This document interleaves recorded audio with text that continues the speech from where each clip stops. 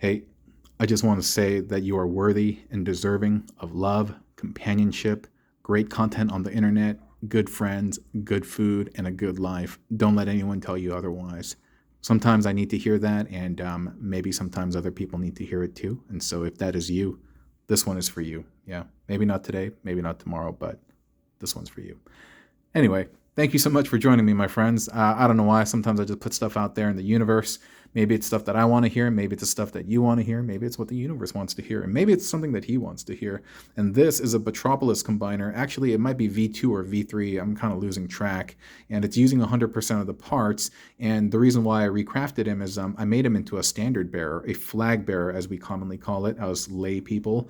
I debuted this on Input's live stream. Yeah, still appreciate it. Really, really appreciative of the homie Input for having me on. And I shared this on the channel, and somebody on the live stream was like standard bearer, and I was like, oh, because I just called him like a flagman, like you would call him like a rifleman or something like that. And that individual just paying that proper amount of respect, the standard bearer, like wow, setting the standard of your coat of arms. And I went to go look that up, and I found a lot of cool things. But anyway, I wanted to share this with y'all in case you haven't seen this before, and I think I did a 3.6 already, but I'll do it again. Like I said, it's using 100% of the parts. I think it's using it a lot cleaner than the original version that I put together. It's still looking very, very, very cohesive, and I love that flag. I love that flag. It kind of reminded me of Yoshimitsu from Soul Calibur. I think it's Yoshi. Actually, Soul Calibur or Tekken. I think both. Yeah. There's one where he has like this flag, and I don't know why, but this build just kind of reminded me of that. And so, yeah. And so I just want to say, if this is your first time joining us, then it's your first time. If it's your first time joining us, I just want to say welcome to the madness, welcome to the squad. And if this is your, nth time, repeat time coming back, man, you're special, and I appreciate you. So again, thank you so much everyone for being here. And if you're joining again, if this is your first exposure to me, sometimes I stumble. These are just one take, and so my words sometimes I'll just and I'll like flub stuff. But it's all good. I'm only human. You're only human, I think, right? Unless you're a mutant, like those X-Men and stuff.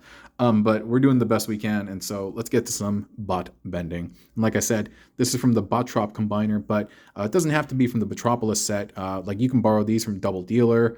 This can be Ironworks. That can be Airwave, and these guys also have their counterparts in the Micromaster universe. So, I mean, it could be whatever you want, real talk. But yeah, for today's video, we're going to talk about very specifically the Botropolis version, because the colors are really, really beautiful. And there's a nice degree of asymmetry on them, but we're going to talk about all of that. Great. So I'll talk through the build first, and then kind of like break him down afterwards. Yeah, I really like what I was able to do with the asymmetry while still making it look pretty cohesive. I like the missile placements. Got kind of like a little bit of a Boba Fett action over here, some Double Dealer action, and yeah, all this great stuff. One of the cool parts about this combiner is actually how the waist connects, because Ironworks' waist does not natively connect to Airwave's lower half, so you got to get a little bit tricky in there, but it's all good, because yeah, that's what we're going to do it right here. So I'm going to take off the arms first. These are just the Micromasters that are packaged with the set. And so this is the first one that's super blurry, so I'm going to keep it over here. But you twist this 90 degrees, and then there's a little pivot over here, and there's a pretty deep 5mm peg. I wonder if I could do more with this. I'll do that later. But it has a pretty deep peg in there, so you can get a decent amount of elbow bend about right there. And that's a 5mm, and that'll plug in over here. This is what I was talking about when I fumble with words. And on the other side, we just have the Rocketo Punchy. Yeah, it's kind of coming apart. Oh man, I don't want to exert so much force, but my bad, man. My bad, dude. All right, so he's just coming all apart. And when a build starts coming apart, like let's say a build was like perfect, right? And it was just standing on display for hella long, and then like it just starts, like that, it starts to come apart. And that's when I know the anima is leaving.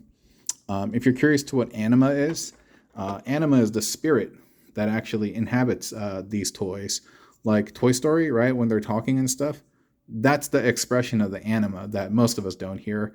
And oftentimes I don't hear it either. But sometimes I do, and sometimes I get a feeling. And so, but this right here, when they're starting to fall apart, when they were perfectly fine just a second ago, that's pretty much they're kind of at their limit and they're ready to go. So I really do appreciate the fact that they've been in this position. I don't know, for a couple of weeks now, and so or maybe a week or so. So I'm pretty appreciative towards them. So, and I'm not going to force them to come back together. So this is the other arm, and that's the spaceship. And I'll bring it in focus. It's normally just like this, right? And so you flip this part up, then you turn this, just the top part, 90 degrees, and there's a peg that flips out over here, and that'll plug into the arm. And this little missile is actually from here, but for some reason, there's a little peg on the back that just has it plugged directly into that little port. And so I said, I will take that. And those are the arms, okay? So this back part, let's remove that. So the way that this is created is, let me see how this, yeah. So this is the orientation. This is the airwave body. The head is flipped up and it's upside down, right? Plugged into the side is the ironworks body, like so.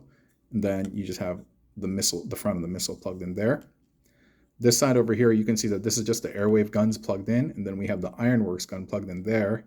And this is the little back flap from ironworks, the panel. Holding this in place is the panel arm of airwave, or over air in this instance. You have to configure it in a certain way to expose this port. And what that is normally the arm is like this. So what you do is you fold this up, you bend this 90 degrees, and then you plug that in there. And that peg will then plug right in there. Okay? That hole on the head is what will plug right here. Like that. Okay? All right, so now the crux of all of this, how does the torso plug into the lower half of the body, right? Great question that nobody asked. So let's just look at the top torso piece first. This is the ironworks body. This is the ironworks body. This is the airwave arm, or sorry, this is the ironworks arm. Plugged in, compressed, and here's the airwave arm plugged in and also compressed. You need a hole right there, you need a hole right there. That hole, in terms of this particular width, yeah, it's not exactly equal. This side, juts out a little bit more, but that's fine. And this one goes right in there. And this one goes right in there as well. Okay. So, like I said, normally we would have the ironworks body just plug in like that, right? But that's not the case. So we've unplugged this, and what we've done is we have prepared, this is one of the ironworks arms, and this is a beautiful, beautiful piece with a lot of mobility and versatility. And this we have just arranged like so, and that just plugs in right there. And that later on is going to plug in this part like that, but not now. And with this hole right over here, that is where we are going to attach the waist bit. Now, normally this waist connector would be like this, not blurry, but like that. But we're angling it back because we need it to adhere or plug into that hole right there. And then you can kind of have it rest on top of that. So yeah, there's a bit of a gap right there, but if you look at him like this, he looks nice and cohesive other than the blur. And on the bottom, we have a set of airwave legs plugged backwards. And we're doing that because it looks better that way when it's backward to plug in the ironworks feet on the bottom. And then we're just flipping up the flaps, and that's really how the body is made. Like that. Hold up.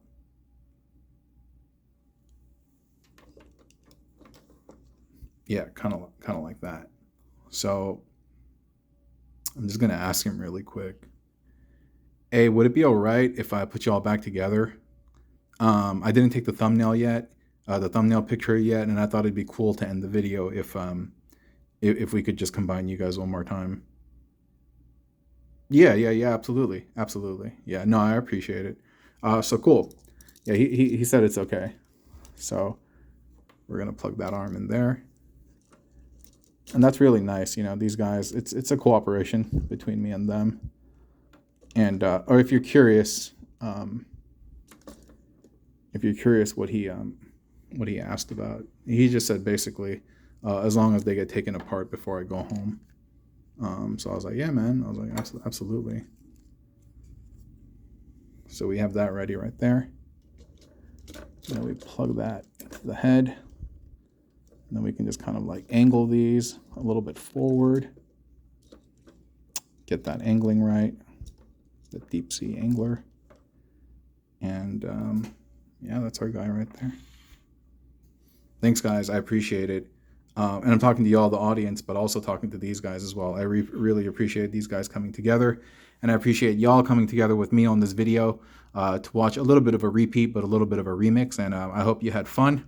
And I hope you feel like you did not waste your time. And I will talk to y'all another time, okay? Hey, honestly, I'm just going to say, you know, we all make mistakes and stuff. And, you know, we're prone to errors as humans. You know, they said to err is to human and stuff. And so make sure you always have an ample amount of forgiveness for yourself. Life is just a journey. There's no such thing as perfection. And it's just one step at a time. I know these are just tropes. I know these are things that you've all heard before, but it's just so real, you know. Make sure that you have forgiveness and understanding and love for yourself, but also other people as well. I just feel like things are easy that way. But yeah, but at the same time, everyone got their limits. Real talk. Anyway, I appreciate you watching. Bye.